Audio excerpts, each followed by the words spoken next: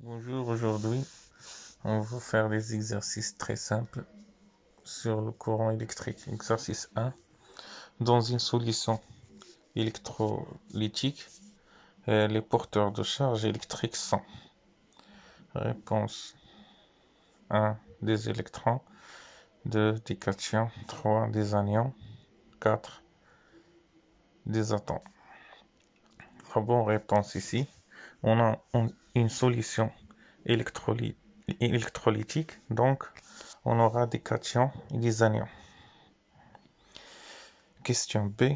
La relation entre I, l'intensité de courant, Q, quantité de charge, delta T,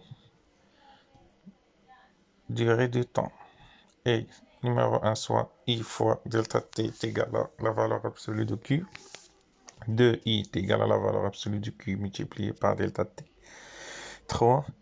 I est égal à la valeur absolue de Q sur delta T. Ou 4. I sur delta T est égal à la valeur absolue de Q. La bonne réponse est la première question. La première réponse, I fois delta T est égal à Q. Et I est égal à la valeur absolue de Q sur delta T, qui est la réponse numéro 3. La question C, l'intensité de courant. L'intensité de courant électrique dans un fil conducteur est égale, numéro 1, au nombre d'électrons qui traversent une section de ce fil. Numéro 2, un nombre d'électrons qui traversent une section de ce fil en une seconde. Numéro 3, à la charge électrique des électrons qui traversent une section de ce fil. Numéro 4, à la valeur absolue de la charge électrique de ces électrons qui traversent une section de ce fil en une seconde. Numéro 4, c'est la bonne réponse. On voit 2, 3, 1, 3, 4.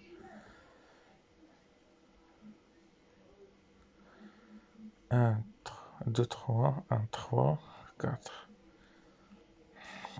Deuxième exercice.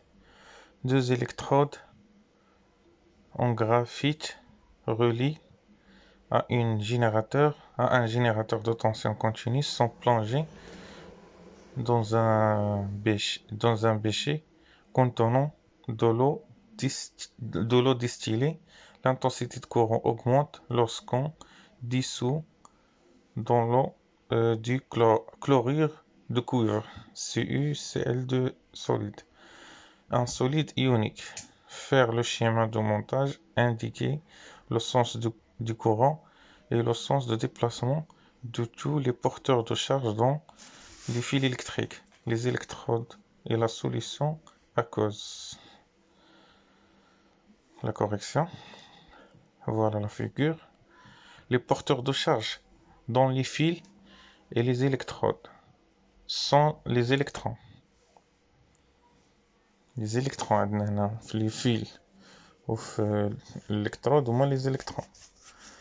Ils se déplacent en sens opposé du sens conventionnel du courant I. Dans la solution aqueuse, les porteurs de charge sont les cations Cu de plus et les anions Cl-. Voilà la figure de l'électrolyseur.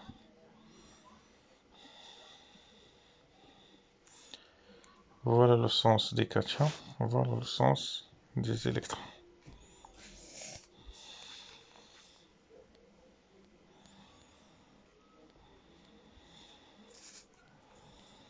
Troisième exercice. Un montage en série comporte un générateur de tension continue, un ampèremètre, un interrupteur, une lampe et une thermistance CTN dont la résistance diminue lorsque la température augmente. Voir la figure, représenter le schéma de ce montage et indiquer par des flèches le sens de courant et des porteurs de charge. Question B. Expliquer comment évolue l'intensité du courant lorsque la température augmente. La correction, voilà le schéma. Un ampère-mètre, un générateur, une lampe et un CTN. Si la température augmente, la résistance de la CTN diminue et le courant passe plus facilement. Il augmente, passe plus facilement, il augmente. L'intensité I sera plus grande et on verra la lampe briller plus intensément.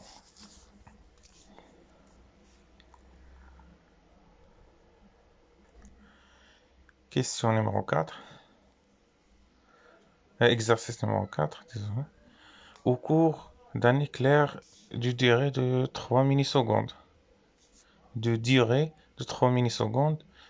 milliards de milliards d'électrons issus d'un nuage traversent l'air et la paratonnerre. D'une tour, déterminer la charge électrique traversant le paratonnerre. On déduit l'intensité de courant électrique correspondant. Le calcul du nombre d'électrons. N est égal à 2000 fois le milliard fois le milliard. Milliard de milliards. 10 puissance 9 fois 10 puissance 9 est égal à 2 fois 10 à la puissance 21. Charge électrique totale. La charge électrique est égale à Q fois le nombre d'électrons fois la charge, la valeur absolue de charge. Ça donne 2,2 fois 10 à la puissance 2 coulombs. L'intensité de courant, I est égal à la charge sur le temps, est égal à 3,2 fois 10 à la puissance 2 coulombs sur 3 millisecondes, qui donne 1,07 10 puissance 5 ampères. Exercice numéro 5.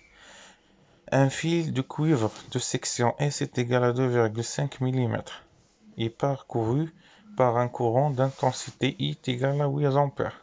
Calculez le nombre d'électrons qui vont traverser une section de ce fil pendant 1 minute. On a la relation d'après la définition du courant I est égal à Q sur delta T. Donc, Q est égal à I fois delta T est égal à 480 coulombs.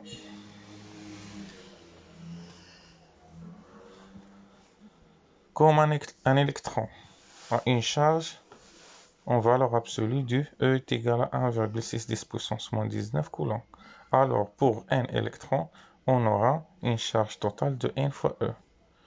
Ce qui permet de calculer n si on connaît Q. On connaît Q, donc Q et n est égal à Q sur E. Ça donne 3,10 puissance 21. Exercice 6. Durant un orage, un coup de foudre négatif transfère du sol chargé positif au nuage chargé négativement. Une charge électrique de 350 coulombs à une intensité de courant à une intensité de 120 kA. En considérant que la foudre est un mouvement d'électrons, dans quel sens se déplace-t-il? B. Combien d'électrons sont transférés durant ce coup de foudre? Calculer la durée de ce phénomène. Les électrons se déplacent du potentiel négatif vers le potentiel positif. Donc ici, du nuage vers le sol. B. La charge totale Q peut s'exprimer en fonction du nombre d'électrons n et de leur charge individuelle en valeur absolue. E est égal à 1,6 10 puissance moins 19 coulombs par la relation Q est égal à n fois E. On calcule n est égal à Q sur E est égal à 350 coulombs sur 1,6 10 puissance moins 19 coulombs. On simplifie coulomb par coulomb. Ça donne 2,19 10 puissance 21 sans unité, car on a simplifié les unités. C. On utilise la définition de courant. I est égal à Q sur delta T. On monte delta T. On fait descendre I. On connaît I et Q. On peut alors calculer delta T. Delta T est égal à 3 10 puissance 0 10 puissance moins 3 secondes. 3 millisecondes. Exercice 7. Durant un orage, un coup de foudre positif a lieu quand le nuage est chargé positivement et le sol négativement. Il se produit une décharge électrique d'intensité de 300 kA. En considérant que la foudre est un mouvement d'électrons, dans quel sens se déplace-t-il? B. Le phénomène dure 0,20 secondes. Quelle charge électrique est transférée? Les électrons se déplacent de potentiel négatif vers le potentiel positif, comme la précédente question. Donc ici, du sol vers les nuages. B. Comme I est égal à Q sur delta T, Q est égal à E delta T est égal à 60 kg. Exercice 8. Un courant d'intensité I transfère une charge électrique Q pendant une durée delta T. Complétez le tableau suivant.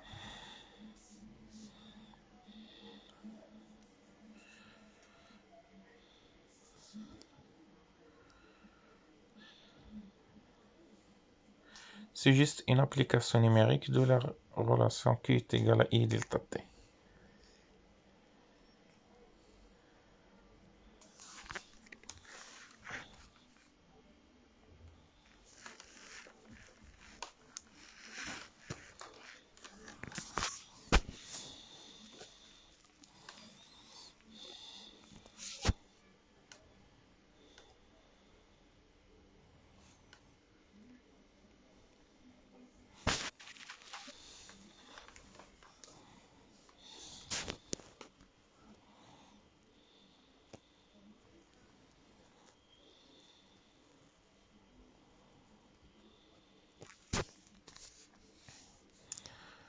La tension aux bornes d'une source réelle de tension à vide E et de résistance interne petit r s'écrit.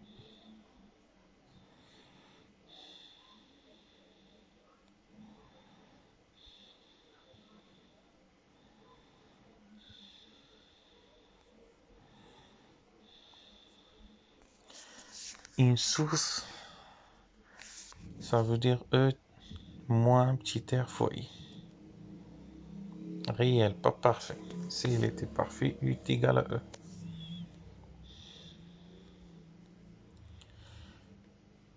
Les graphes de la figure 4 représentent les caractéristiques tension-courant de différents dipôles avec les mêmes échelles.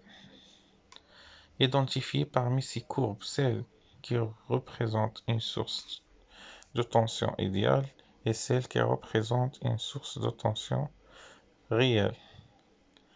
Indiquez parmi les sources de tension réelle laquelle possède la résistance interne la plus faible.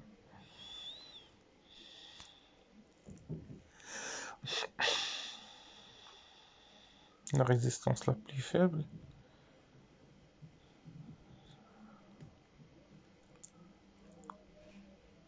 U égale E moins RI.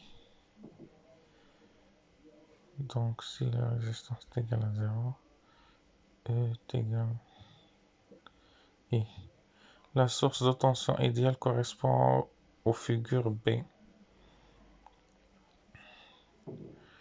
Les sources de tension réelles correspondent au graphe A et C. Diminution. La source de tension réelle ayant la résistance interne la plus faible est celle dont la tension aux bornes chute le moins. Si l'intensité de courant électrique est grande, c'est donc la source correspondant à la courbe C.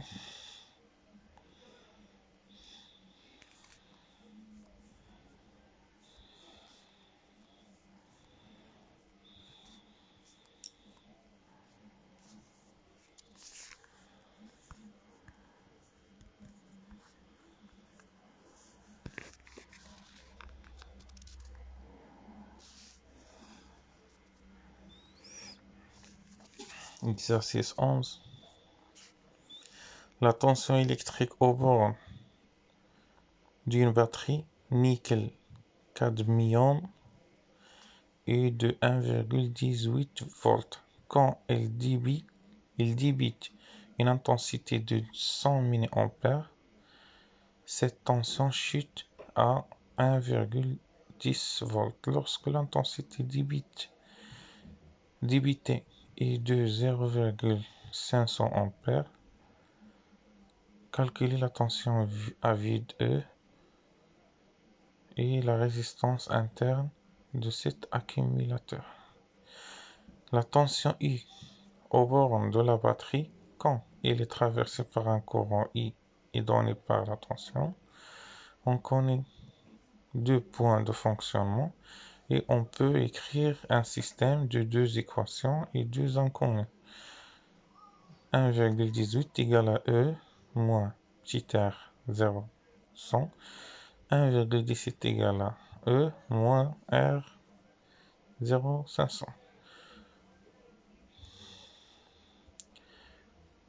On soustrait l'équation 2 de l'équation 1 pour calculer la petite résistance. Ce qui donne petit r est égal à 0,2 ohm. On remplace la valeur petit r dans l'équation 1 pour calculer E. E est égal à 1,2. Finalement, la caractéristique tension courant de l'accumulateur est U est égal à 1,2 moins 0,2 fois I. Exercice 12. Les mesures du courant et de la tension aux bornes d'une pile électrochimique sont regroupées par le tableau de I par milliampère et U par volt. Faire le schéma de montage électrique permettant d'effectuer les mesures de la caractéristique tension courant d'une pile. B. Tracer la caractéristique tension courant U est égal à F de I de cette pile. Justifie que le niage de points obtenu peut être modélisé par la relation U est égal à E moins petit r I. T. On déduit les valeurs de la tension à vide E de la pile et de sa résistance interne, petit r. E. Déterminer la charge électrique délivrée par le pile pendant 5 minutes si la tension à ces bornes est 4 volts. Montage de mesure.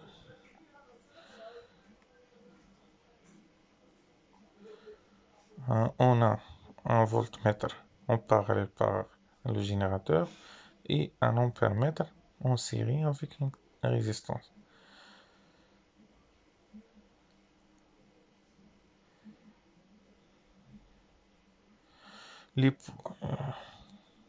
Voilà la figure.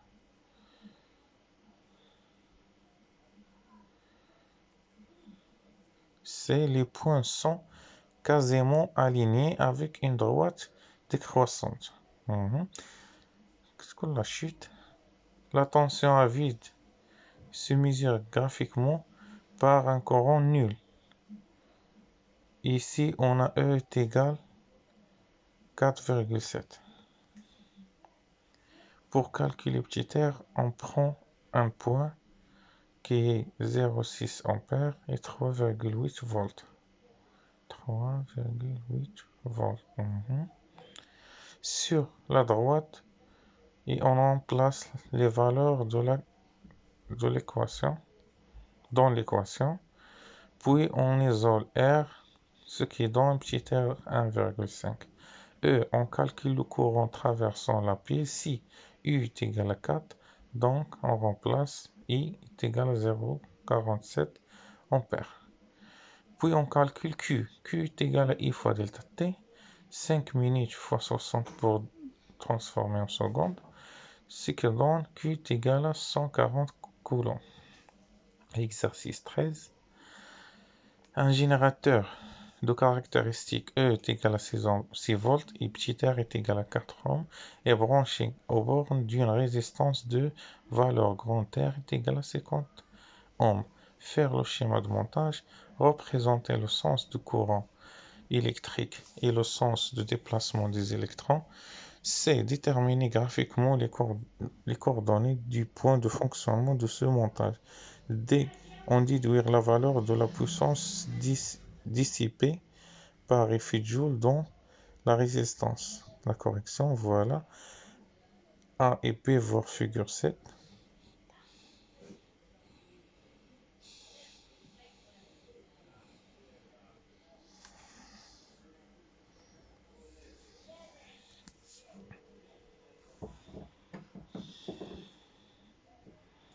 C voir figure 8.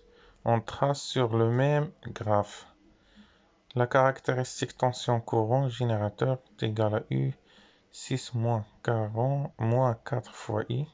La caractéristique tension courant de dipôle ohmique U est égal RI qui est 50 I.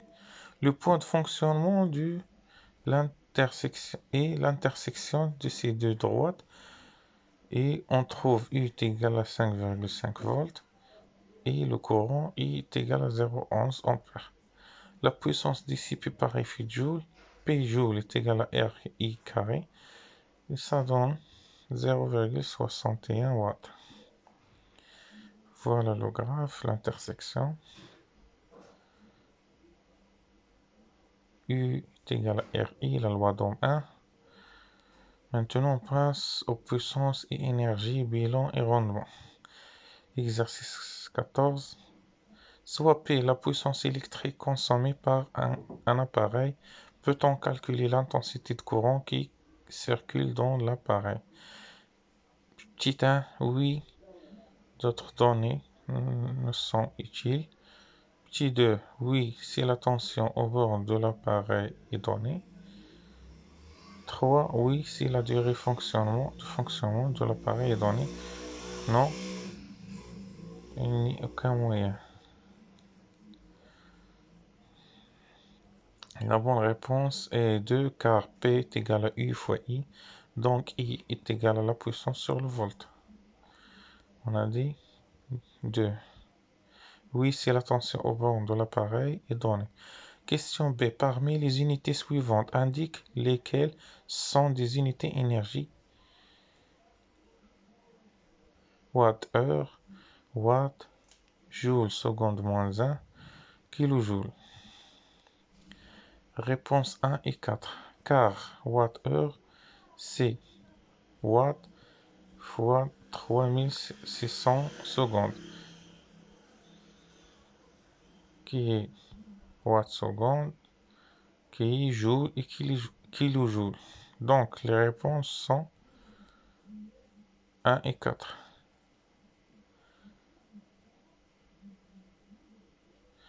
2, c'est l'unité de puissance. Mais on a demandé l'unité de l'énergie. Petit c, si U et I sont connus par un dipôle, alors la puissance P qu'il reçoit ou cède vont U fois I carré, U sur I, U fois I sur U. La réponse est 3. Car par définition, P est égal à U fois I.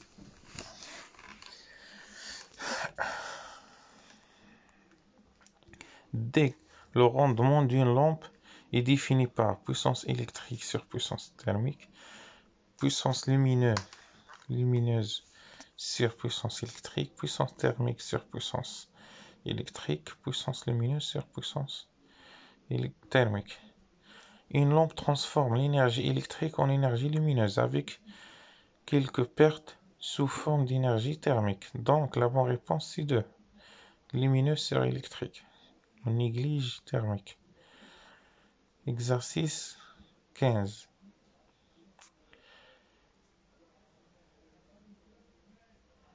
Bibert a quitté sa chambre à 7h15. En rentrant du lycée à 16h45, elle se rend compte qu'elle a oublié d'éteindre une lampe de 18,5 watts dans sa chambre. Le prix d'un kilowattheure est environ 0,15 euros. Calculer l'énergie consommée par la lampe pendant son absence. Comme on a P est égal à E sur delta T, alors E est égal à P fois delta T, et donc delta T c'est la différence entre le temps d'arrivée et le temps de départ, ça donne 9,5 heures. Finalement, E est égal à la puissance de la lampe fois la durée, ce qui donne l'énergie consommée est de 177,8 Wh. B. On déduire le prix de consommation. Le prix de consommation, on multiplie par le facteur. 1000 Wh correspond à 15 centimes. Donc, proportionnellement, 176 Wh correspond à 2,6 centimes.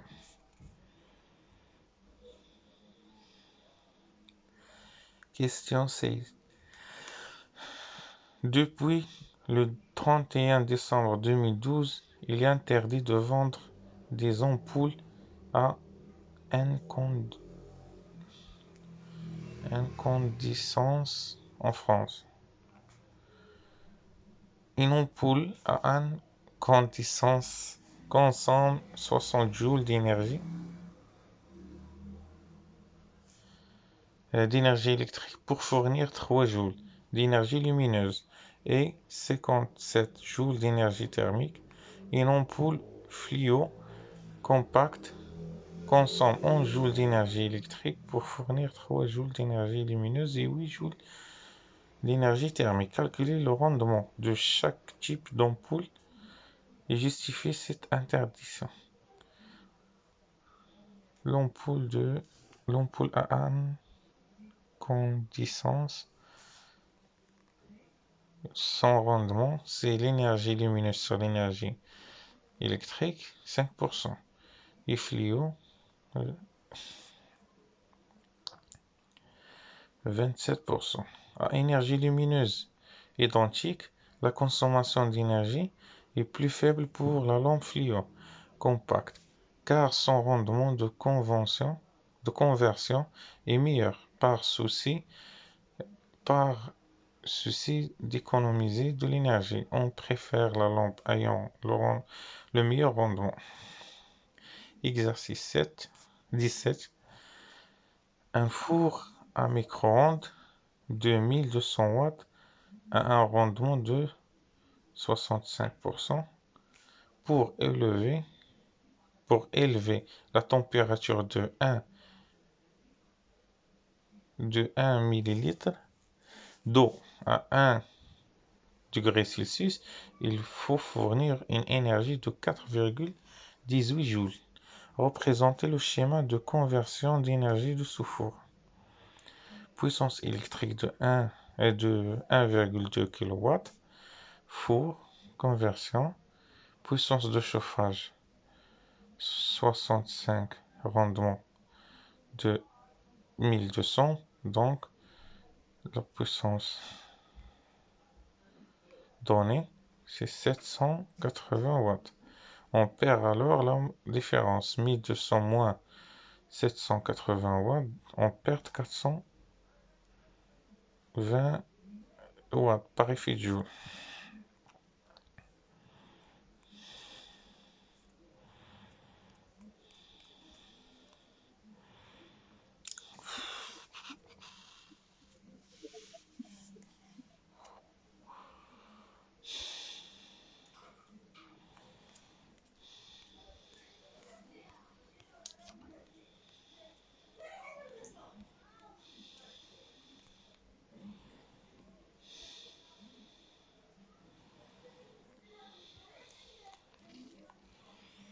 Petit b, calculer l'énergie perdue si le four fonctionne 2 minutes.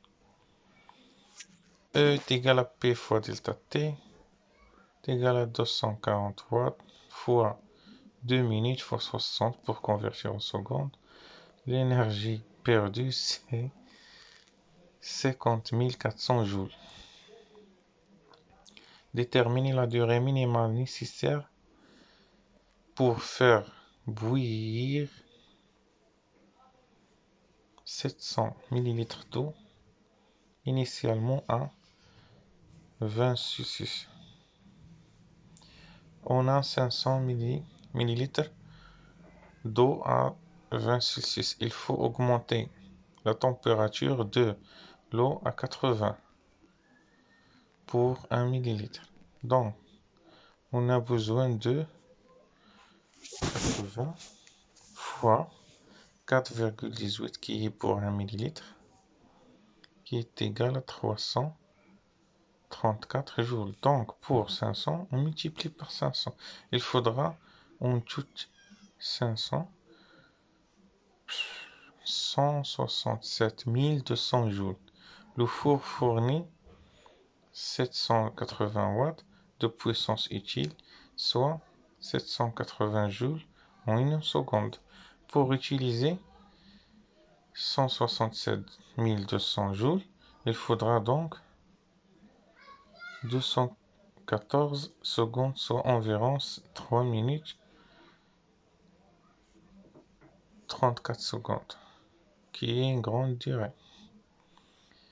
Exercice 18. Soit un circuit comportant un générateur idéal de tension de force électromotrice UG est égal à 12 volts et deux dipôles ohmiques en série de résistance R1 400 ohms et R2 200 ohms dans le circuit circule un courant de I est égal à 20 mA, soit le schéma.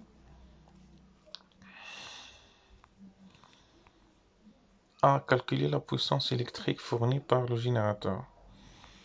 P est égal à U fois I est égal à 12 fois 20 est égal à 12 fois 20 fois 10 puissance moins 3, 0,24 watts. B. Calculer la puissance reçue par chaque dipôle ohmique, comparer leur somme à la valeur trouvée dans la question. P1 est égal à R1I carré est égal à 400 fois 0,02 au carré, 0,16. P2 est égal à 200 fois 0,02 au carré, 0,08. Si on fait la somme, ça donne 8 plus 6, 4, c'est 0,24. Somme de puissance absorbée est identique à la puissance fournie par le générateur. C'est quelle est la conversion d'énergie effectuée par les résistants. La résistance convertit l'énergie électrique en énergie thermique avec un rendement de 100%. Soit le circuit décrit sur le schéma de la figure 11 avec UG est égal à 12, R1 90 ohms et R2 180 ohms. Calculer I1 et I2.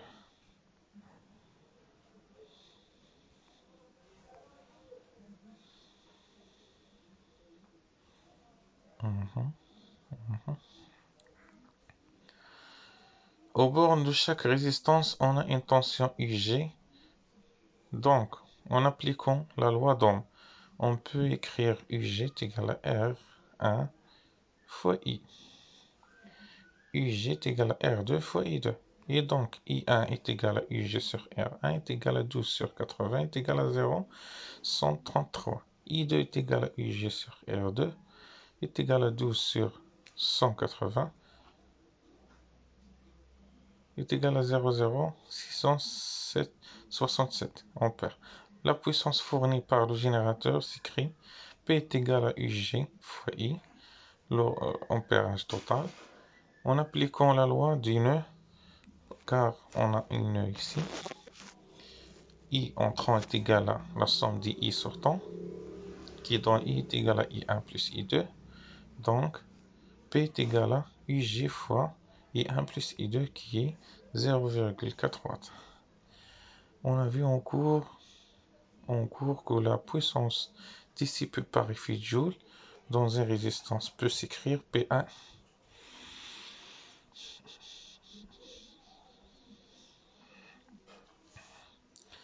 est égal à U carré sur R1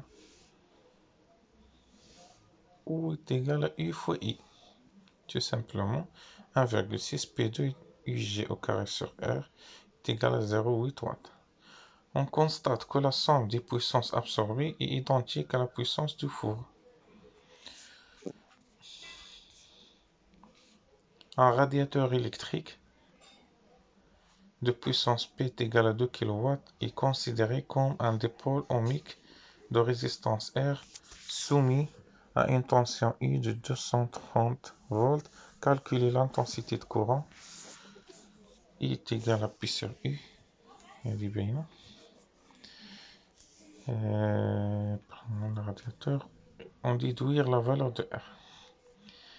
Par définition de la puissance électrique, P est égal à U fois I est égal à 2000 watts.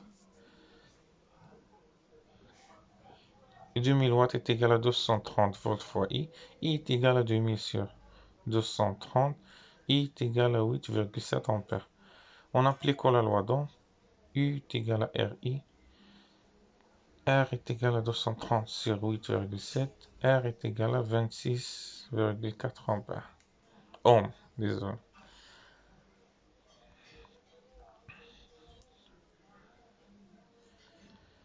Une pile considérée comme un générateur idéal de force électromotrice E est égal à 1,5 alimente une montre consommant une puissance électrique P est égale à 10 microwatts.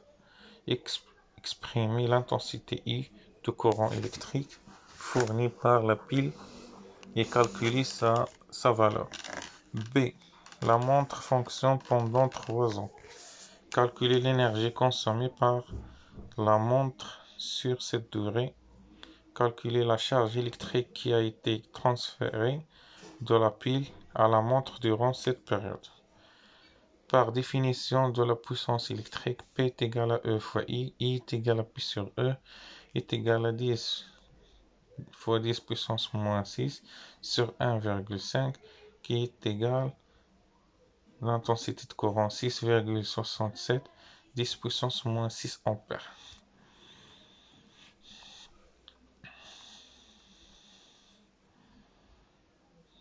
B. L'énergie dépend de la puissance et du temps écoulé. E est égal à P fois delta T est égal à 10 fois 10 puissance moins 6 fois 3 fois 365 fois 24 heures fois 3600 secondes. E est égal à 946 joules. D'après la définition du courant, I est égal à Q sur delta T. Q est égal à I fois delta T. Q est égal à 631 coulombs. C'est l'exercice numéro 21. On arrête ici. On continue dans une autre vidéo. Si la vidéo vous a été utile, n'hésitez pas à vous inscrire et à laisser des likes. Merci.